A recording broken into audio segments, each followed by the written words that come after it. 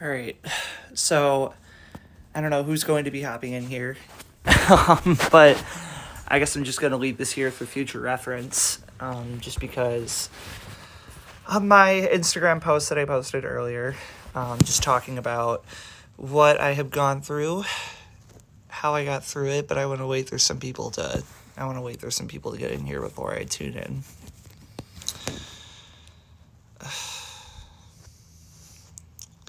Okay. All right. So I am just going to get started, I guess. Hello.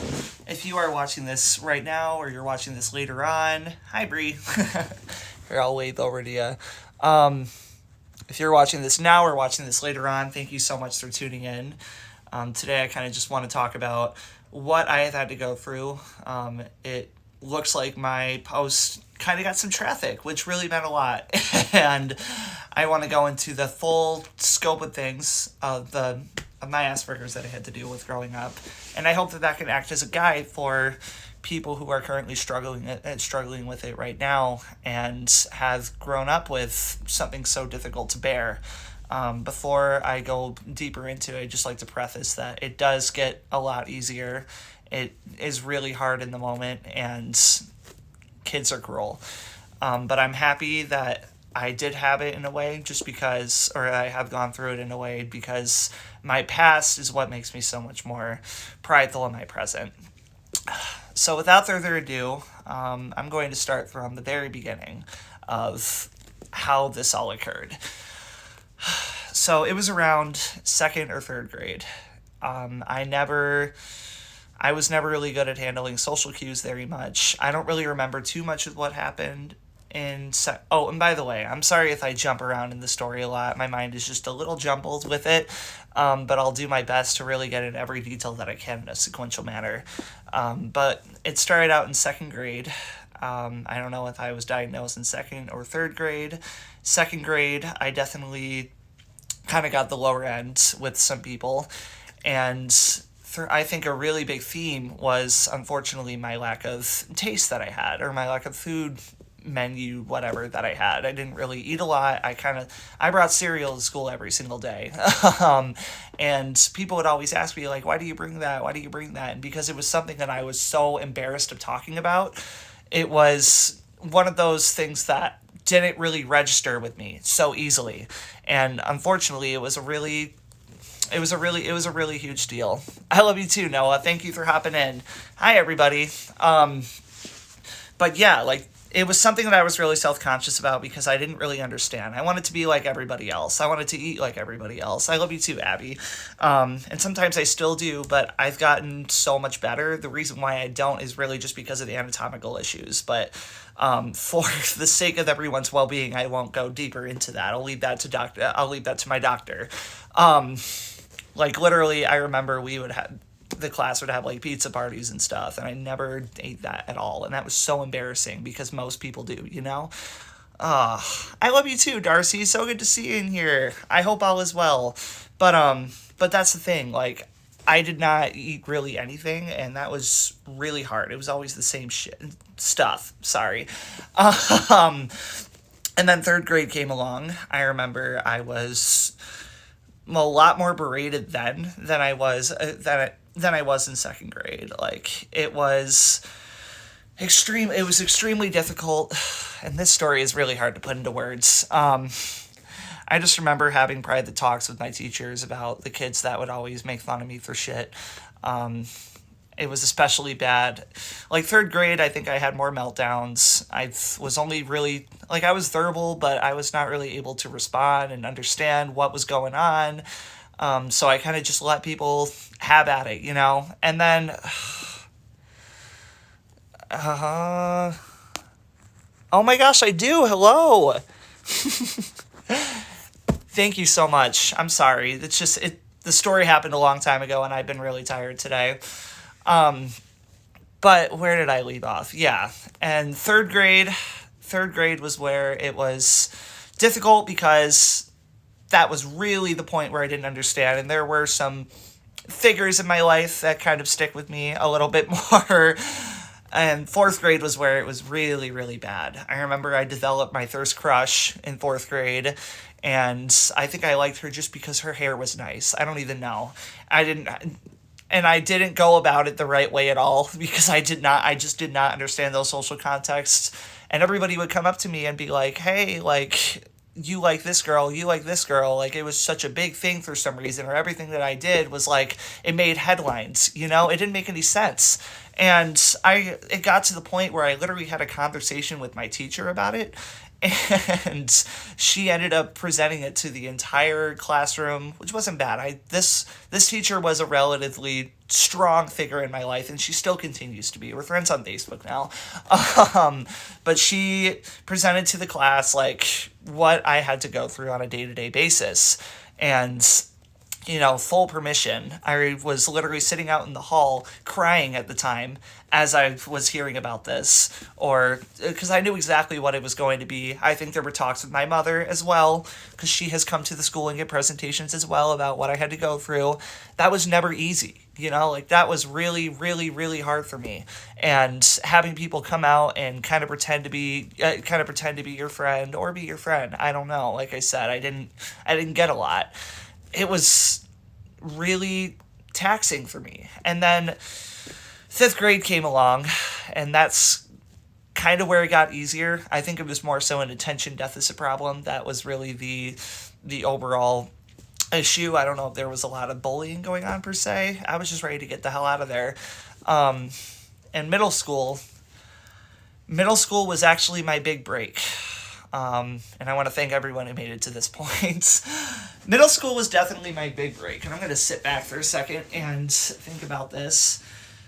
So, in sixth grade, at the very first half of it, I was still very precocious, still very self-conscious about all of the situations. I remember I would cry in the hall sometimes. I remember I wasn't very active in classrooms, still thinking way too much, caring way too much what other people think about me.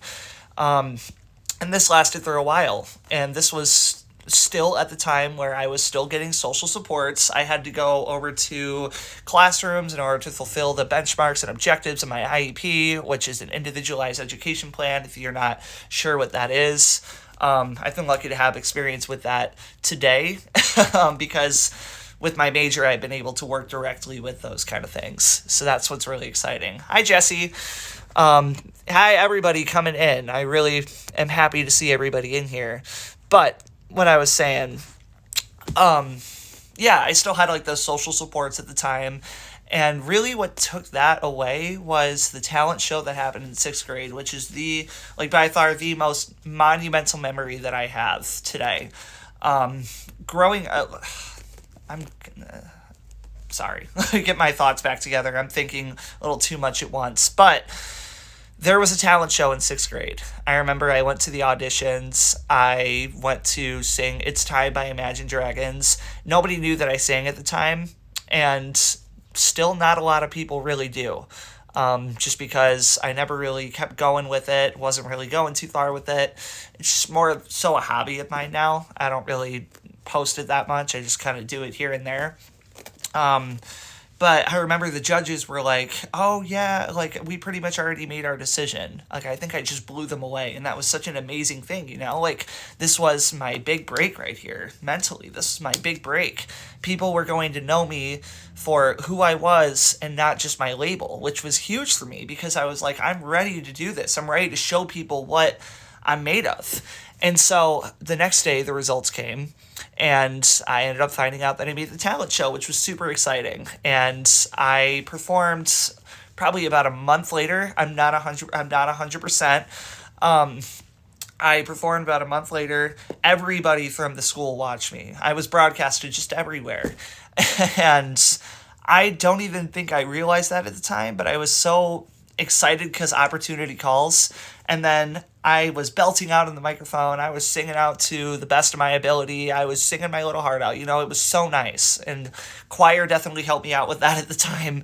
And I ended up just showing everybody what I've been doing forever. And people eventually saw me for who I am and not my label. Like I've been berated I've been berated by these kids my entire life. And then people saw me for who I was to the fullest. And I just think that's amazing because after I did that performance, people came up to me, people hugged me, people I didn't even know were hugging me, were telling me I was doing a good job, teachers, students, all of these people, you know?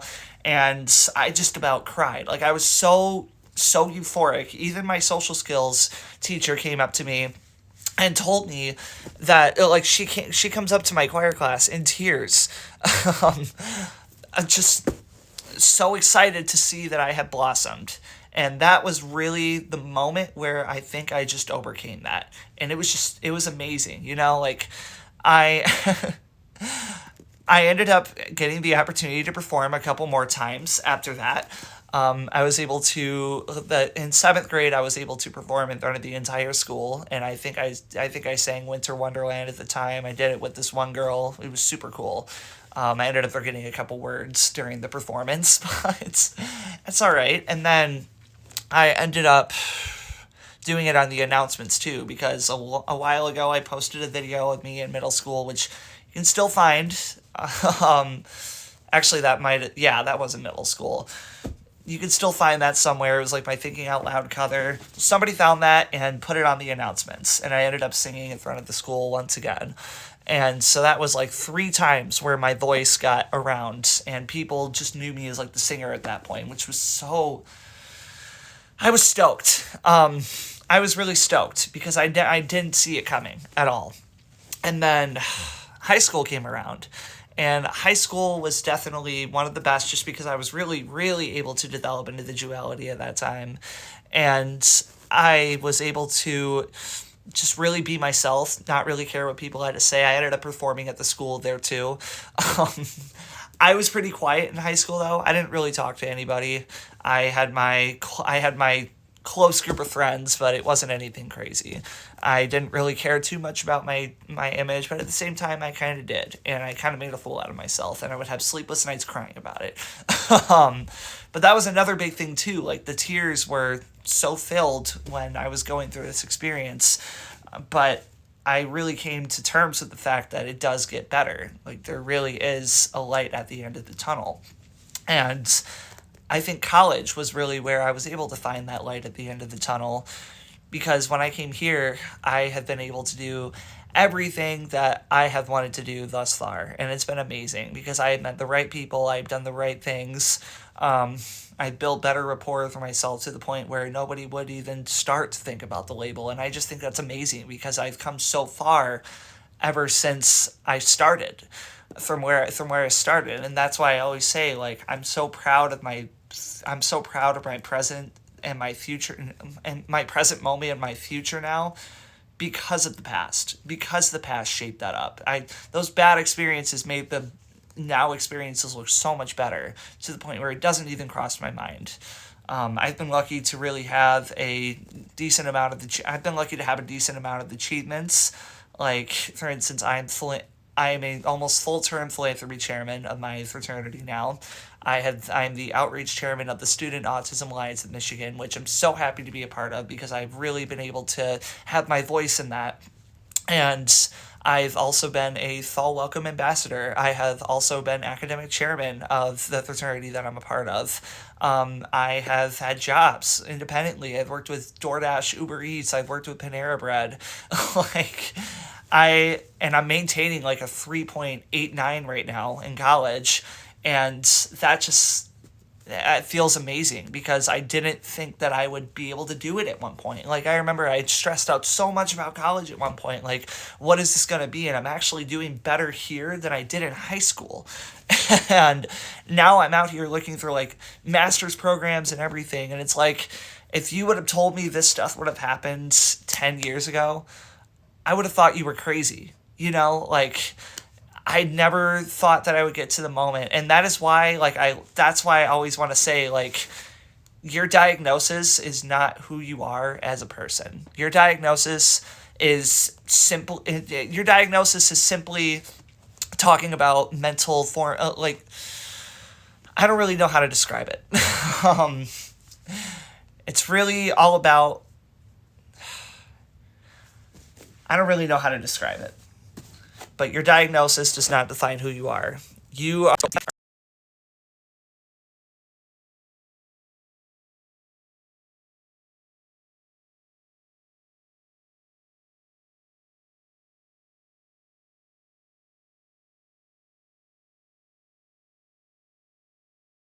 acting weird. Can you guys hear me okay?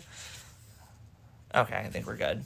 Um, your diagnosis does not define who you are. And I will say that until the very end, just because, at one point in time I thought, oh, I don't have this or I don't have that because I have Asperger's. That's just, there's such a stigma behind it that it is so easy to follow when you have it, unfortunately. And it sucks. It sucks because I really lost myself at some moments, and I really was not able to blossom into the character that I was for a period of time because I let my diagnosis get the best of me. And it's just not like you are bigger than what you are diagnosed as or defined as. It's it's really just a description at the end of the day. You can do anything that you put your mind to, and you cannot let a diagnosis stop you. And that is probably the most important lesson that I've learned in my life, because college has also really taught me how to be an extrovert as well, and to grow as an individual and not care about that, because that's just not who I am. That's something that was written in a patient report years and years ago and followed me for a little while. At the end of the day, I'm Mason Hutter, and you are who you are. So that's just a little guidance, and I think it's really important just to be aware of what's going on, what people have to deal with, and I kind of wanted to put this out there just so it acts as a guide for individuals who are really struggling. So I just want to say thank you, everybody, so much for just coming in and listening to my story and listening to really what I have to say. If you ever have any questions, please never hesitate to contact me. It's something that is extremely deep in my heart, and I'm happy to be where I am today. God bless everybody, and stay safe and well out there. Bye-bye.